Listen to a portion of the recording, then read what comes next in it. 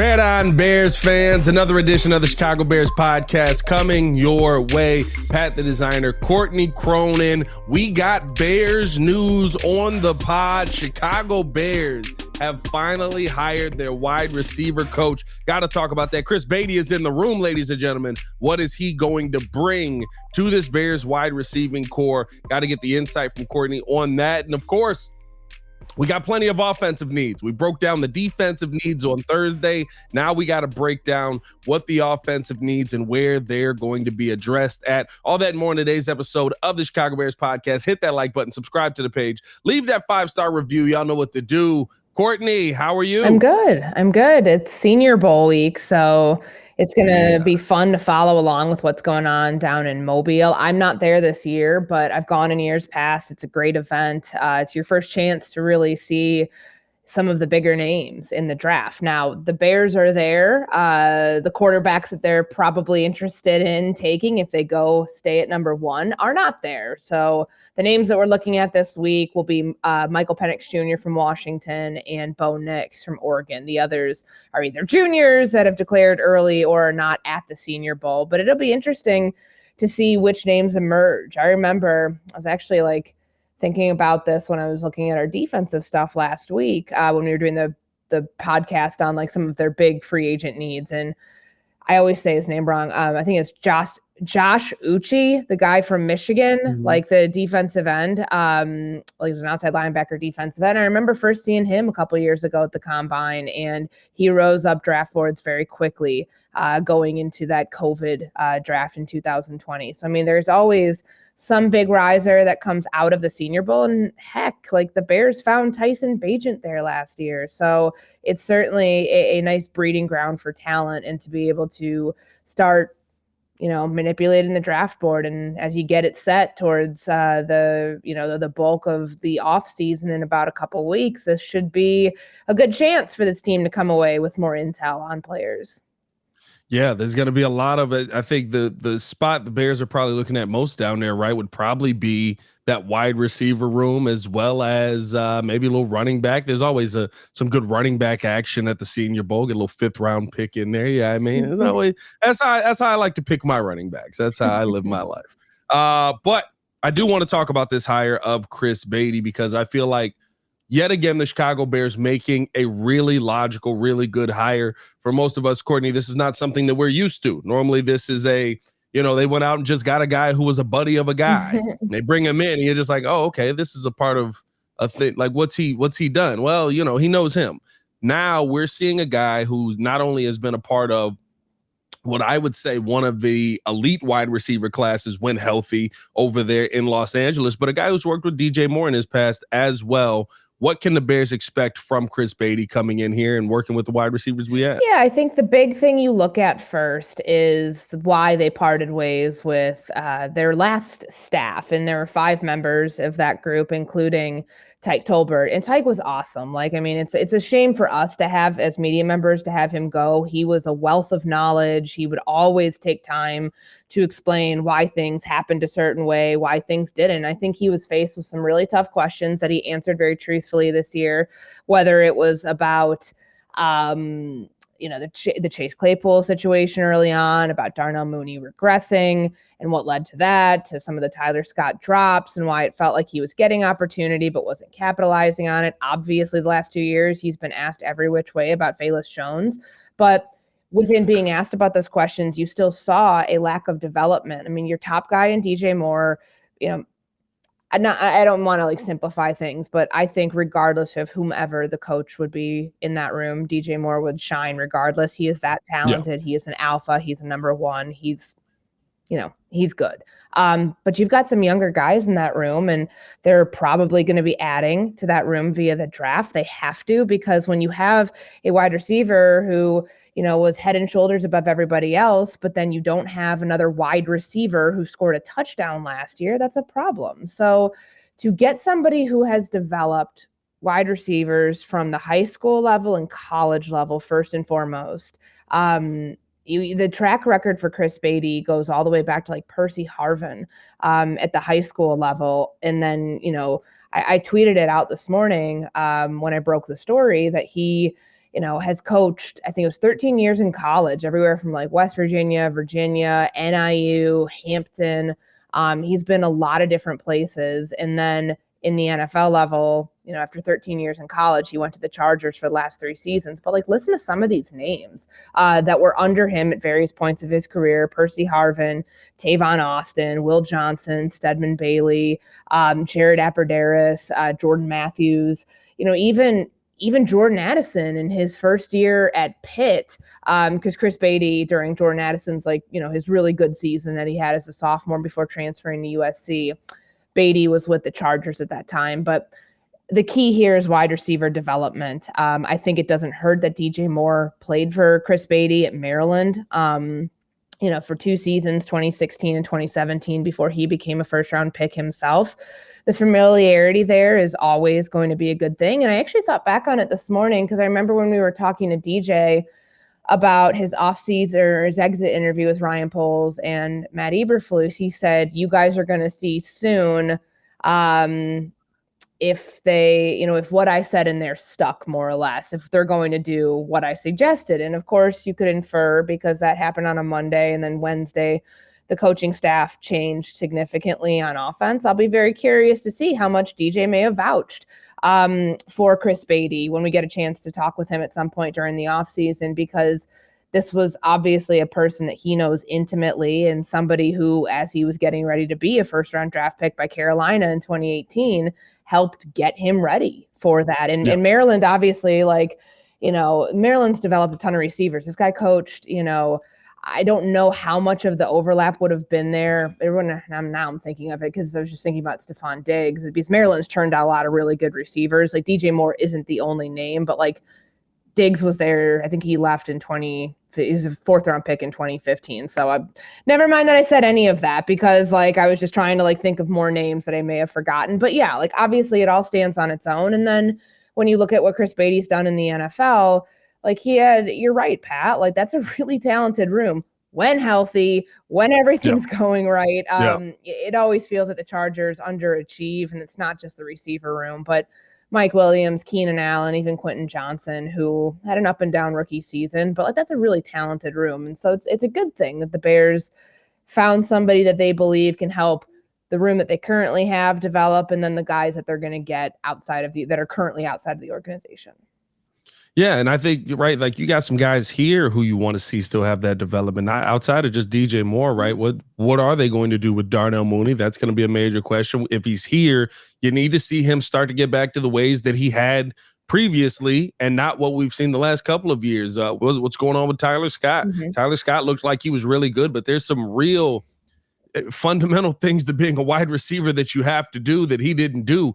Number one, catch the ball, sure, right? And I'm assuming that those are things that can grow, but there is this, you've drafted 2 wide receivers in Ryan Poles' time here that you felt like should have been able to make some sort of impact, especially with how much they were utilized over the last couple of years. And Bayless, just injury issues his first year, the second year, the trust felt like it was gone offensively pretty much. And so can you develop something out of that?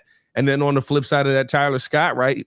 He was the number, for lack of, I guess, once Chase Claypool was gone, he was kind of your number 2 target that Justin was going to in a lot of those situations outside of Cole Kmet, just on the receiving wide receivers in the room.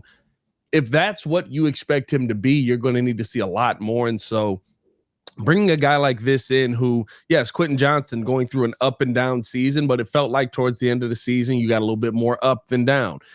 You want to see a guy that can come in and get the most out of these young guys. And that's what it feels like all of these hires to me have been. Yeah. And I think one thing too, when you point out Velus Jones and Tyler Scott, the 2 that were drafted under Ryan Poles, finding more polished receivers too, somebody whose expertise is coaching that position, is going to be a part of it, which of course is going to require using higher draft capital, day 1 draft capital, day 2 draft capital.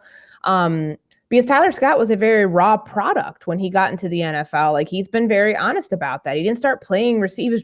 He was recruited as an athlete, to Cincinnati. He played a multitude of positions, and he still more or less learning how to be a very proficient wide receiver and not just a track star out there. I mean, he was a great punt gunner in college, like trying to figure out what his role is on this team. That's where Chris Beatty comes in. And then, of course, with Bayless,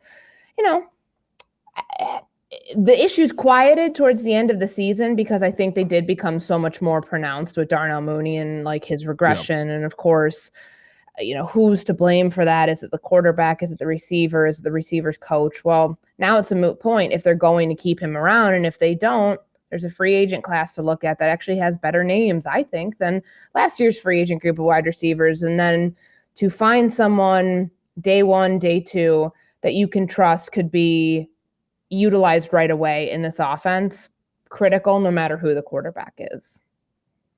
Yeah, no, for sure. And the evaluation of that, because I think the part that a lot of Bears fans, that sticks in a lot of Bears fans' mind is you had a chance to draft some really good receivers. Were you just not looking at that? Was the assessment of what those receivers could have been not exactly what it was, right? So I think it does speak to, right, we go back, I always go back and I look at, some of those draft choices that the Bears made, and it's not that they didn't work out, right? But when you go with a defensive player over somebody who could have been a premier receiver for a quarterback that needs premier receivers, those questions are always going to pop up. Okay, what was your evaluation of this guy?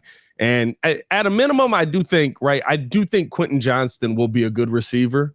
If he's in the room and he's helping make those decisions, you feel a little bit more comfortable about him coming in here to Chicago. So I'm excited on the Chris Beatty hire. I feel like this is going to be a good one for the Bears. I feel like this is a situation where you're rounding out a staff that, to me, maybe it's not the best staff that you could have gotten, but as far as development wise, I think you're getting some of the best names on the market here, and that does excite me with this Bears It's team. a trend because you've seen, and it's no knock against the previous staff, but Luke Getsy came from a place where his quarterback was Aaron Rodgers. What do you develop in there? Like, you know what I mean? The guy's a Hall of Famer. Like, coaching him is different than coaching someone who really does need the time on task, the classroom education, the coaching. In that, when you have Shane Waldron, you take a look at who did he help at different points of their career? And again, I know you and I have talked about this. Like, where does the offensive coordinator stop in Los Angeles, and where does the Shane Waldron effect rise to? Like, oh, Jared Goff was great at this, that, and the other thing because of Shane Waldron. Well, regardless, a lot of different quarterbacks under his tutelage. And then when he became the OC in Seattle, you can see the direct effect on what the offense looked like. Same thing with the Chris Beatty. Like, I'm excited to see, there's one more hire that, the big one to be made, which would be the running backs coach. None of these guys have had ties to coach, to Matt Eberflus at any other point. None of them have worked on, a Kansas City staff that Ryan Poles had been a part of before he got to the Bears. That's encouraging to me. That's showing that they're going outside of the familiar circle that they, obviously that's always like the easiest thing to do. Who do I know? Who has a good reputation? Who can I call to verify that this might be the right hire? And they obviously still do that, but I think it shows that they're doing things differently and they're doing their homework that goes, maybe kind of like the extra credit part of the homework where you're not just going with a comfortable option. And then you see like in two places, like, at least what they're touting is that it's the development aspect of the quarterbacks, the development aspect of the wide receivers that helps them believe this offense can make the next step. And of course, on the flip side of that, with Eric Washington as the defensive coordinator, they clearly feel there, because he is such a pass rush specialist with the defensive line, that can be part of their growth up front next year as well. So good. I mean, Matt Eberflus has been honest. He says he wants good teachers first and foremost. And I do think that that's important. It's coaches knowing how they can teach other coaches how to coach and then be able to coach those players based on a certain way. And that's from day one. That was one of his first things that he said was like really, really important to the staff working. And you have to have good teachers, right, when you're a defensive-minded guy at the head coaching position, because if Shane Waldron comes in and he fixes Justin Fields or he turns Caleb Williams into a superstar quarterback, guess where he's not going to be?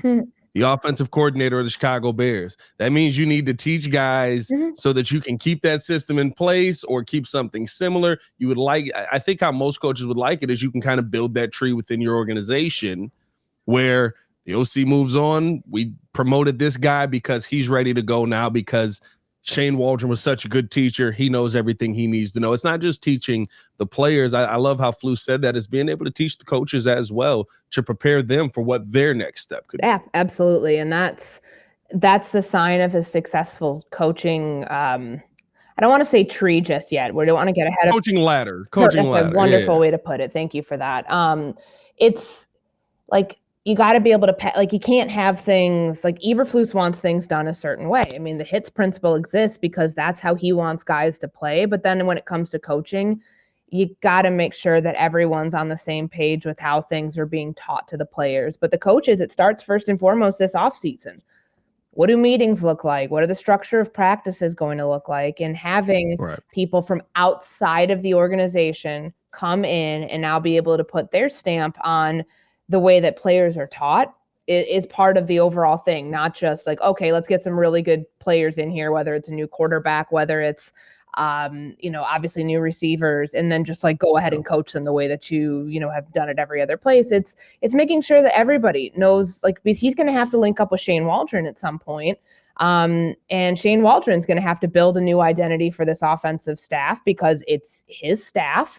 Again, I'll be really excited to see like what his influence is with Chris Beatty here. I mean, West Coast guys, I guess it's really the only tie that's there. It's like, one was in the AFC West, one was in the NFC West. It's not like they had that much overlap, which is not like the worst thing when you don't have guys who are, it's not cronyism. It's not somebody has a tie to somebody else, and that's the reason that person's hired. It's going out and really finding the best candidate for the job, which, you got to trust at this point until we see it, that's the process that they followed. And you can really only judge them on the type of hires they've made, the time that they've taken to make these hires based on how these people have performed at their previous stops. Does it feel like this is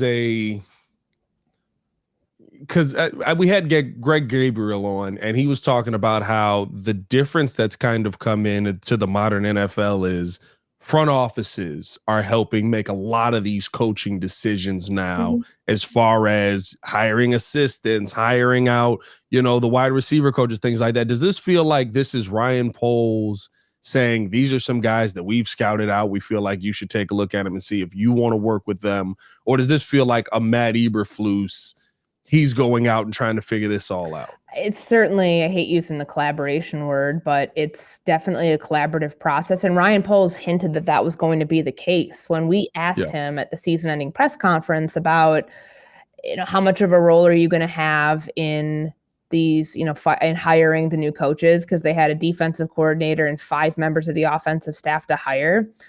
Flus's expertise is on the defensive side of the ball. Of course, you have people. He's been coaching for 30-something years. He could fill out an offensive staff if he wanted to, but then you want to make sure you're getting it right. And I agree with that. I think that front offices, it's not just that, when you have a pro staff, it's not just hiring, or it's not just going after players and free agency and, scouting, scouting advanced opponents. Like it's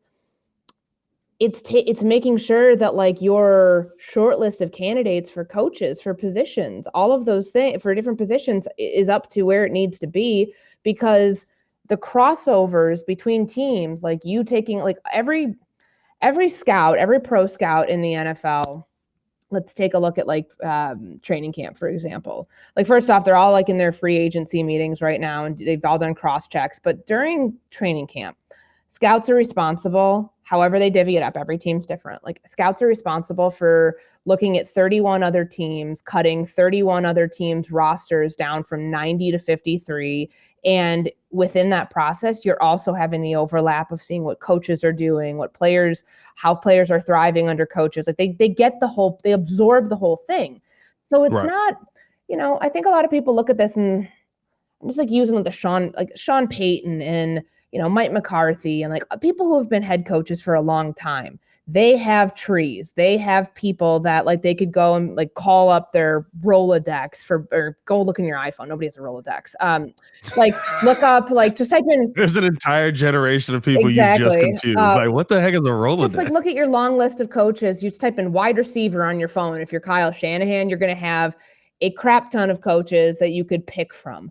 Like Matt Eberflus has been doing this has been a head coach for 2 years. The lineage, the amount of coaches that he would have to be able just to like pick a couple on a dime and say, I want to interview these guys, it's shorter. So to be able to form a good staff, the front office has to get involved. And it's not saying that like they're the ones who have the ultimate say. It's a coaching staff. And, week 9, Matt Eberflus, it was his decision to part ways to fire David Walker. And Ryan Poles part of that too. Like, and I'm not trying to like that's not new news just because we need to make that stuff clear, but like the head coach will have the chance to like, and what Eberflus told us during the press conference, like he was the one who parted ways with the offensive staff. Like he's the head coach. It's his prerogative. But then when you're hiring coaches, you want to make sure you get it right. Because if you don't, you're probably in a position where you're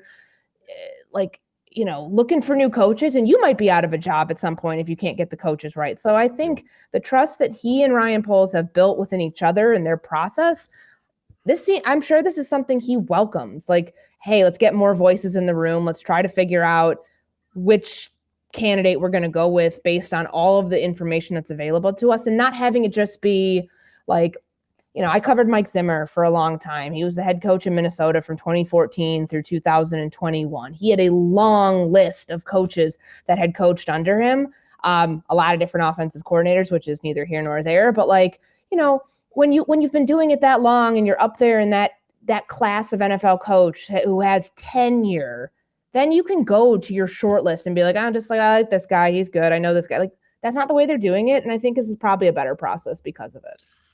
Yeah, I think this is a safer way to do it because a lot of times you eliminate more blind spots by doing it this way. I think that's a good thing. I take Mike Zimmer into account, right? Because he wanted Gary Kubiak. And when Gary didn't work, Gary did like the Western thing, was like send the boy and well, Gary wanted to retire. Gary was in retirement and Zim was like, please, for love of God, come out of retirement. I need you. And then Gary's like, all right, I'll give you 1 year, my guy. And then handed it off to Clint Kubiak, his son, who at the time was the quarterback's coach. So, the nepotism angle was alive and well there, and that was brought up a whole bunch. But yeah, and it's he has his guys that he's the most comfortable with, and then there's the other guys. And so when you don't get those guys, a lot of times it feels like coaches are trying to force things. Like you said, it eliminates the blind spots. That's why I actually like the fact that it feels like this is a collaborative effort. I like that. But still, I think the one thing that intrigues me most is it still does feel like, which I guess surprises me a little bit, Flus is the CEO. Because immediately he wants to be. That's his role. Yeah, immediately he comes out and he's like, no, it was my choice to dismiss the offensive staff. That was on, that's what I wanted to do. I felt like we needed more there. Okay. All right, Flus boss moves out here. That's what a head coach does. Like a front office, unless like there's some sort of weird stuff going on, like a front office doesn't fire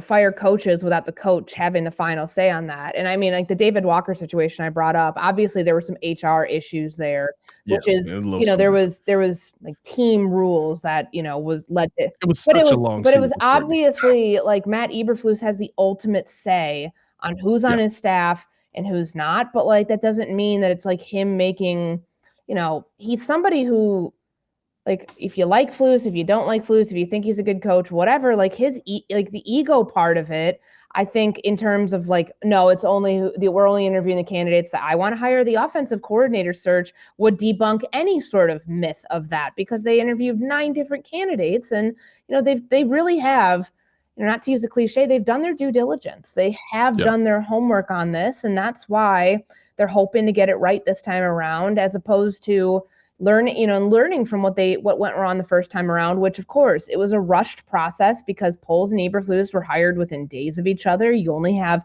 a certain amount of time before you can to get your offensive staff together. Right. That's not easy, and your defensive staff together too. But like obviously, he had guys that he had known more intimately, having been a defensive coach for so many years. But this was not a rushed process. This was a process that they really took their time with, and if it works out, then they're going to bear the fruits of that because they really put a lot of thought into it. Yeah, I'm excited to see what this staff is going to finish out as, how it's all going to round out. Feel like they're doing a lot of things that speak to issues that the Bears definitely had this season. Hit that like button, subscribe to the page, guys. Let us know how you feel in the comments below on this offensive staff. Now we got to talk about some of the players that are available in different ways and some of the players that we're going to need on this team, because the one thing about the Bears is the Bears did improve talent-wise last year offensively. But I think we got through I want to say probably halfway through the season, and we had a caller call in on the post game show on ESPN 1000, and he basically said, outside of DJ Moore, who's your best receiver? And it hadn't clicked with me because Cole Kmet had caught so many passes at that point. But to me, when you look at the wide receiver room right now, there's so many just like good guys. I like Tyler Scott. I like Darnell Mooney. I like Velus Jones as a person. I don't know if I like him as a receiver on the field, right? But like you had Chase Claypool at one point, but he ends up getting shipped out of here, and the curse seems like it's real. Like it feels like there's so much more needed with this wide receiver room. To me, outside of the quarterback position, that has to be the one spot you're looking closest at right now. Top priority. And you're right, because it's always felt like the last couple of years, even, I mean, the first year of the new first year of the new regime, I mean, Fields, the roster was stripped down, where Darnell Mooney finishing with 493 yards leading receivers. Obviously, that's such an insane number to think about when you take a look at what DJ Moore did in year one, career high in receptions, or career high in receiving yards per game, receiving touchdowns. But then that was it. And I know, like, part of me thinks with the whole Darnell Mooney and Justin Fields, like, what happened? Mooney didn't just forget how to play football, how to catch, how to be on the same page with his quarterback. I don't believe any of that. His regression, I think, is a product of a number of different things. Could coaching be one of those things? Sure. Could quarterback play be a bigger one of those things? Probably, which I know when you take a look at the numbers, and I just pulled them up, obviously with, Justin Fields' top two targets are DJ Moore and Cole Kmet. And then there is a massive drop off to where Darnell Mooney is. And I correct what I said earlier, like he had one touchdown. That was, I believe, the Green Bay game. So it was really, really early on in the season. And, but that's not acceptable. However, my biggest pause here would be, if it's Justin Fields at quarterback, what if they bring in somebody else, like in that you still get that same sort of drop off where there is one guy that this quarterback locks in on, and a receiver who has had a successful season the way that Darnell Mooney did in 2021 doesn't look like that version of himself in the offense? Then you've got a real big problem. And they, meaning the coaching staff, the front office, they're ultimately the ones that know that, whether it's a Justin Fields problem, whether it was the offense's problem, whether it was a wide receiver, self-regression problem, because there's a lot of names out there in free agency, certainly the draft. And it's going to depend what they do with that number one pick. Cause I did a podcast yesterday, and the thought from some Bears fans is that you can trade out of number one and get Marvin Harrison Jr. You probably aren't going past 4 if you're doing that. You're only getting to 3. Arizona at 4 would probably be like the last stop, but there's others that are available. And I asked DJ this at the end of the season, like, what would you think if there was another version of you, meaning a very talented top tier wide receiver playing opposite you? Because I've seen that happen. I've saw it happen when, Adam Thielen was nearing the peak of his career, and then they bring Justin Jefferson into that offense. And maybe Justin's not the best example because he's a thoroughbred. The guy is on another planet for how good he is. But like the Diggs and Thielen duo that I got to cover for a couple years in Minnesota, and having a true number 3 receiver, whether it was all the way back to Jarius Wright to KJ Osborne, like that can really help the layers of this offense. So where a quarterback doesn't have to feel like he's locking in on one guy, balancing out the depth chart. And they've got some talent in the room right now. I'm not saying they don't. I'd love to see what Tyler Scott becomes in his second season and how they can develop him, but they've got to get more talent in that room. And then they'll see. I mean, the free agency happens likely before they trade the number 1 overall pick, but then what they do in the draft to surround, whether it's Fields or another quarterback with more talent, like regardless of who it is, that has to happen. You just hope that you make the right decision on a quarterback who can utilize all of his talent around him. Yeah, and I think the part that's interesting is there's so many options at this, right? The Bears not only have the draft capital where they can go out and get a MJ or MHJ or maybe a Romo Dunze, but you also have the free agency available to you as well. And the free agent wide receiver list this year better than years looks past. pretty ridiculous. Yeah, and I know T. Higgins' name is always coming up, like for even like last year, because it was kind of the idea that, all right, they're not going to be able to pay everybody, whether it's Joe Burrow and then Jamar Chase. Like, is T. Higgins going to be the odd man out? And he's a name. I don't know what the Tampa Bay Buccaneers are going to do with Mike Evans. I think that they'd be foolish to let him out of the room or out of the team, but like they had a chance to pay the dude. They didn't. Maybe he's like, I don't want to stay here. Who knows? But I mean, well, wasn't that the thing? Didn't last offseason he basically said, "I don't want to be here," and they were like, "Well, you're here. Like, we don't know what to tell you." He wanted a contract extension, and they couldn't come to an agreement on one. So his agent put out a very lengthy statement on how he felt the organization had handled things, all of Mike Evans' accomplishments till that point. And then what does he do again? He has like his 11th straight 1,000-yard receiving season. Like the guy led the league, tied for the league lead in touchdowns this year. Like he's showing no signs of dropping off too. Like he's, in his, late 20s, like early 30s. Like he was awesome this year. I think they'd be foolish to not pay him, but the price is only going to go up on him. Will he make top tier wide receiver money at, let's see how old Mike Evans is. I think he's 30. He's 30. He'll be 31 this season. Probably still top 10 money. But like the receiver class of free agents this year just feels so vastly different than years past, like, which is the reason, remember last year, that's the reason that Ryan Poles made the trade for Chase Claypool, because it was like Nelson Aguilar, Juju Smith-Schuster, like just not a lot of big names that would be out there. But this year you can go to free agency, you can find a T. Higgins who he's got the size, he's got the route running ability to be a 1 or a 2, like whatever it is on a lot of different teams, including the Chicago Bears. And then of course, Mike Evans, we mentioned, Michael Pittman's a free agent. Calvin Ridley's a free agent. Marquise Brown's name comes up a lot. I don't know if it's just a change of scenery that he needs. Like he's got speed.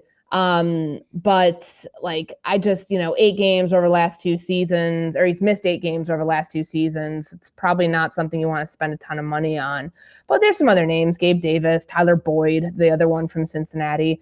The class is better where you don't have to necessarily overpay to get better talent than you would have been able to get in last year's free agent class, depending upon how you plan to use some of that day 1 and day 2 draft capital. And a lot of time what's good is that, right, when you have this much talent available and there's a clear-cut number 1, I think Mike Evans is probably your clear-cut number 1 guy on this list, right? Mike Evans is going to get what Mike Evans is going to get. And the rest of this list probably gets less than that moving forward. Of course, I think they're younger than Mike Higgins probably sets the market for the free agent group. I think just because of age and all of that, like Mike Evans, I think it's honestly just because, not many people are paying receivers after 30 years old a boatload of money. Yeah. I'd say the one the Bears should look closest at is Michael Pittman, honestly, coming off one of his best seasons. He's got the size, he's got the body. He's been a guy who literally, since he's shown up in the NFL, it's just been like, can I just get a quarterback? Like, all I'm looking for is somebody a very similar situation to what DJ Moore went through down in Carolina. Now a little different, right? Andrew Luck just up and retiring, but you got a guy who, to me, has had kind of just piecemealed pieces together And now maybe he's looking for a little bit more consistency at the quarterback position. The Bears will have that whether they go with Justin Fields or Caleb Williams. He's the guy moving forward for this regime, at least for the next couple of years. You have that stability in place. I think that would be a very interesting one to look at with Michael Pittman, who had, to me, really a bounce back year and really played well this season. Yeah, and I mean, Gabe Davis falls into that category. KJ Osborne, if Minnesota decides that it doesn't need him and they can go draft another guy because he's getting ready to get paid, and they like the emergence of Jordan Addison, and they also have to pay Justin Jefferson. But yeah, I think Pittman's a good example of somebody who has, he doesn't have like the top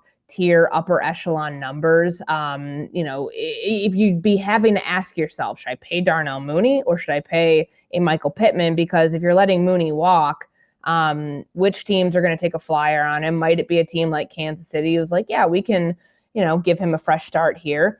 I mean, Michael Pittman had 4 touchdowns, 1,100 receiving yards, and he had a lot of catches. He's not like the most explosive guy, but I don't know if you necessarily need that in your offense. Can you make a contested catch? Sure. Can it be to the level of DJ Moore? Probably not. I mean, DJ seems like he's in a class on his own there, but it's an upgrade. And you got to decide, if you're the Bears, is it a big enough upgrade over a Darnell Mooney to go and get somebody like that in free agency over somebody in the draft? And I think one thing that they did learn with the DJ Moore acquisition is the experience factor.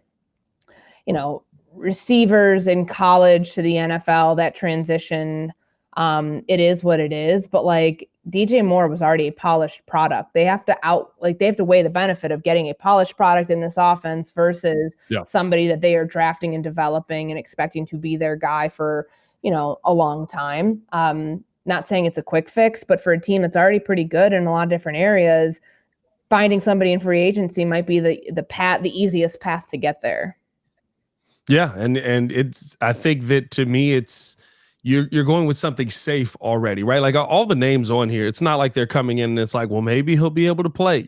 All of these wide receivers can come out and make an impact on the team. I think Pittman maybe is what they were looking for Chase Claypool to be. Maybe I believe he's a little bit slower than Claypool, but I mean, 6'4" guy who can high point the football and actually does it. Mm-hmm. I mean, like maybe that's the kind of receiver they're looking for to bring in there. I think receiver is definitely one of the major needs, but let's be real. We know where we're looking at most with this team, no matter what. It's that offensive line right now, offensively. And I guess the biggest question for most Bears fans right now is, will they be addressing in the draft starting center or in free agency starting center? Or, and I've thrown this option out there, do you kind of do what Seattle did last year where they drafted Olu? He ends up being the rookie center that they want to put in place, but then they signed kind of their Lucas Patrick guy just to be, listen, you're starting this year, come in on a 1-year deal.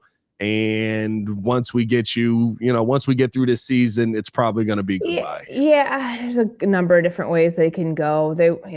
I think finding a true center, of course, interior offensive linemen, all offensive linemen, but particularly interior offensive linemen are cross-trained at guard and at center. Find a true center. Like, are the names out there all that sexy? Whether it's like Andre James or Lloyd Cushenberry. There's a couple others. I mean, there's somebody from Seattle, I want to say, is that like the best upgrade that you can make? It's probably easier than going the draft route with it. Robert Hunt is a guard, but I don't know. Is that somebody that they might want to look at potentially?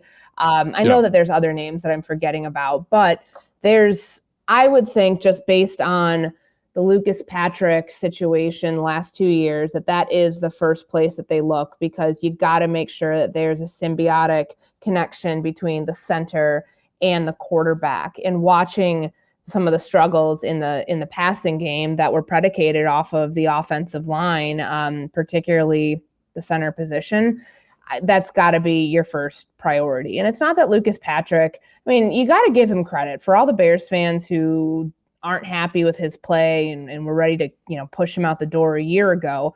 Like, the guy has waited on his moment. He was supposed to be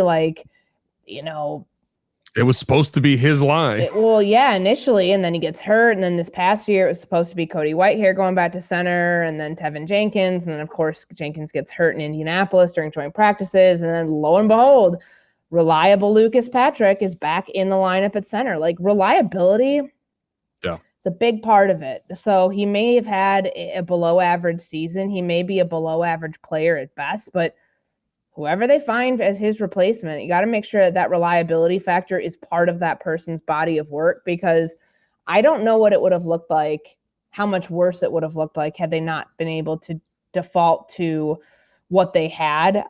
Who else would have played center? Would have been Doug Kramer? Would it have been them shuffling things around even further on the interior of the offensive line? Would it have been Cody Whitehair going back to center? Like there's none of the options were great, but I think that this offense. I wanted the mullet in there, a little Dan Feeney action. I like the another 5 one minutes too. That I still don't really know what his role is going to be on this team. I think that's a tough one because but they also they gave up a 6th-round pick. So what? That's a draft pick for the guy. Like what you got out of Dan Feeney this season in the spot plays he had to make, I think you got the value that you traded. I think it was fine. I think anybody who overreacted to that and said, "Oh, why'd they give up a 6 for him?" Well, you're going to get somebody as a 6th-round draft pick who has less experience at all 3 positions than Dan Feeney. It's just, it is a little weird that they didn't play him much at all. But no, I mean, Darnell Wright is a star in the making. In more time, he could be a perennial Pro Bowler for this team. Nate Davis had his moments, but they paid him. They're not going to. I doubt they're going to be getting rid of him just because he's going to be here. Center, you need an upgrade there. What do they do with Tevin Jenkins? Do they want to offer him an extension this offseason? Are they too worried about the durability factor? Do they go and get another guard in free agency to bring in as competition? That feels like I don't think it could hurt, but I don't think that's going to be a top priority.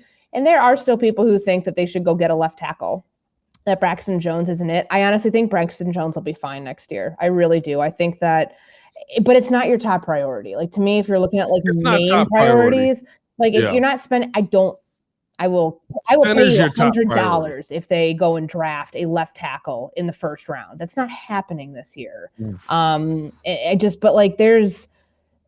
There's other positions of need, and I think that he has been more than serviceable at that position, and he's developed and he's continuing to develop. Like talking to Chris Morgan about where Braxton Jones is at the end of year 2 and where he's going to be, like he made such big strides. Like, we talked about his hand placement at the beginning of the year, said he wanted to be more powerful against a bull rush. He worked at those things. And if he has his next checklist of things that include getting better in areas that were deficient in his game this year, then I think he's going to be in a pretty decent spot. Yeah. I just, with Braxton, to me, the thing is, I'm still seeing you get beat at the things you were getting beat at to start the season, which is that bull rush. And it's not to say he hasn't gotten better at it, but it's still his biggest weakness. And I feel like there are guys in the draft who in the 1st round you could go get that might be the Darnell Wright on the left side that I can just plug him in there and he's going to be a lot more proficient at that. I would love to see a Joe Alt there. Olufashano, I feel like I feel like he's 1st round Braxton Jones. Like he's definitely better, but he's what Braxton Jones is right now. And in that situation, if you were going to take Olu, I'd let Braxton just keep developing. And let's say they stick with 1 and 9, just to make it easy and not throwing any trades out there. Like Caleb Williams at number 1. Neither of them will be at there 9. That's a receiver, or it's probably Dallas Turner, the edge rusher. And let's see if there's other names that emerge from the Senior Bowl and from then start pro day schedule in a couple weeks. I think that there's maybe it's a day 2 pick. I don't think that based on the other needs that they have that are more glaring right now on the offensive line alone, I think that they could be okay getting away with keeping Braxton Jones there for another year. Well, that's why I think, even if you go, I think for me, center's maybe you need to be, that's your number 1 position that you have to get right.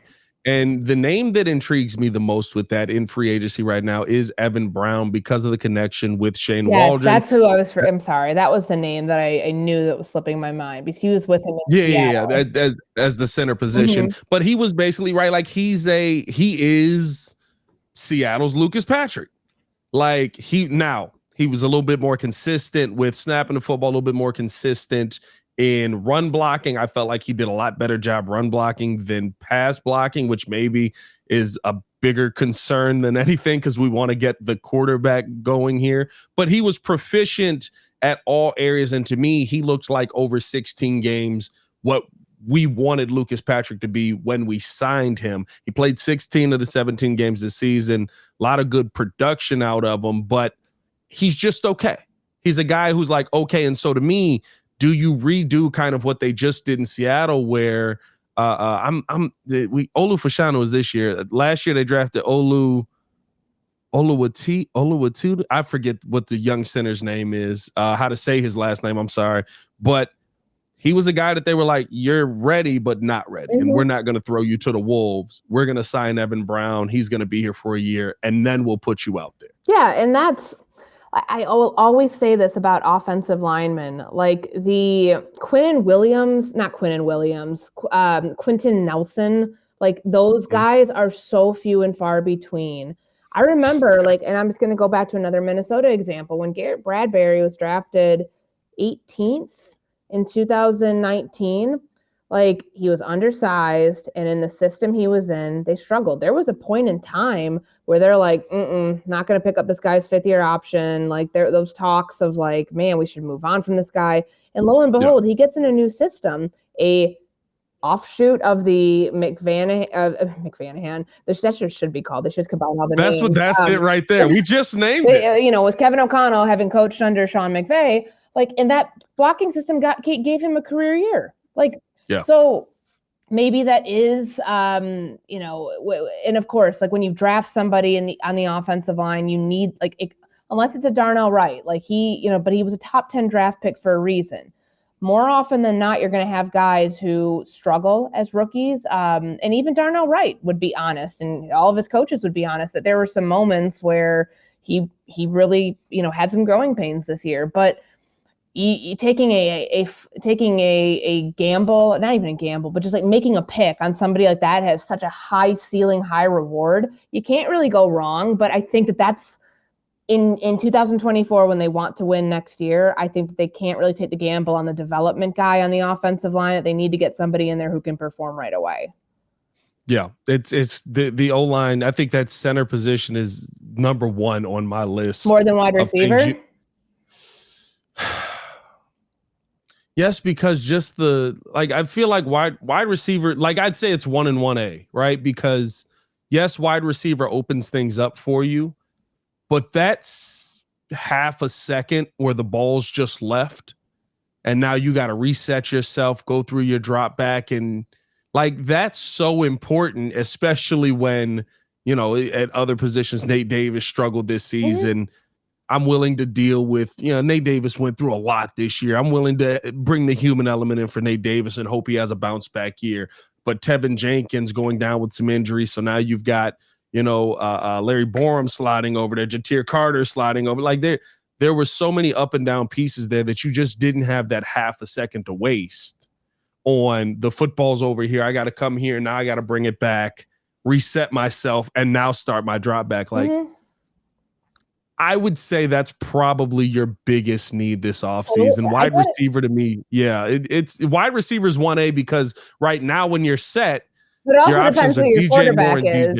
If you have Caleb Williams here, will the offensive line issues be as magnified as they have been in moments with Justin Fields? Everything is a domino effect. You got to get the quarterback spot right before you can make any of these calls on what the offensive line is going to look like. If we do go quarterback here, right? Let's say we do draft Caleb Williams first overall. Do you look at any of these veteran quarterbacks who are out there and say, I want to bring them in to start in front of Caleb just to get him acclimated to the league?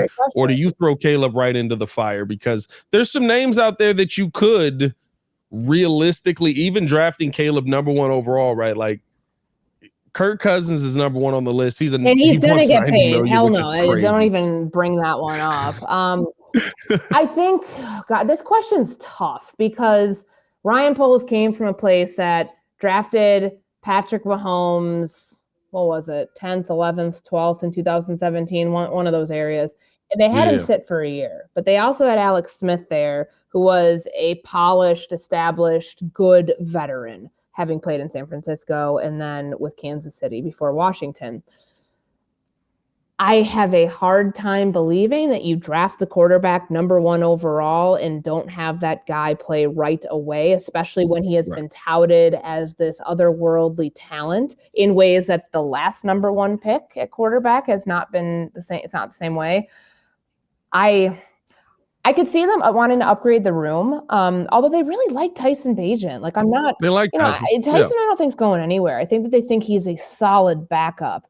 But where else they could go, like, I don't think it would hurt to have an experienced veteran on the cheap in that room. Trying to think of names because, of course, the names this year. Josh Dobbs, maybe Josh Dobbs. He's like, of course, like Ryan Tannehill's going to be out there this year. But like, I don't, I don't know what does he want to get paid? Like, he's still at this point of his career where he probably thinks he could start somewhere. So, but like, do we want Jameis Winston just for inspiration? No, I would say that's like a major no. I don't. You don't want him influencing your young quarterback and telling him to go rogue, like, and to not like completely disregard coaching. I think having good influences in the room and not having. I'm not saying Jameson's not a high character guy. Look, the team loves him, but that was such a bizarro moment, and they actually restructured his contract. I think he's still. Like the way that they like fixed it, I think he's technically under contract still for 2024 with the Saints. They restructured something, not because of what happened, from what I was told, not because of what happened like with that Saints Falcons, the way that the game finished, but there was something that they did. It was either a conversion or something else with his contract that it's just hilarious. Jameis is literally one of the funniest NFL players I've ever seen because it's just like, what are you doing? Like, do you know you're in the NFL? Like, you act like you're a regular, just everyday dude. He's an interesting but like dude. On the field. Yeah, he's an interesting dude for sure.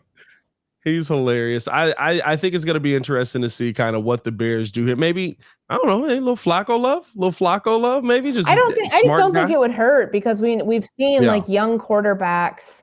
Obviously not CJ Stroud. He didn't need nobody like to start in front of him, but other guys who have needed the time. Like maybe Anthony Richardson would have benefited from sitting behind Gardner Minshew for a year, but it's the optics element of all of that where it's like, man, you drafted this guy 4th overall, whatever it was, like you got to play him right away.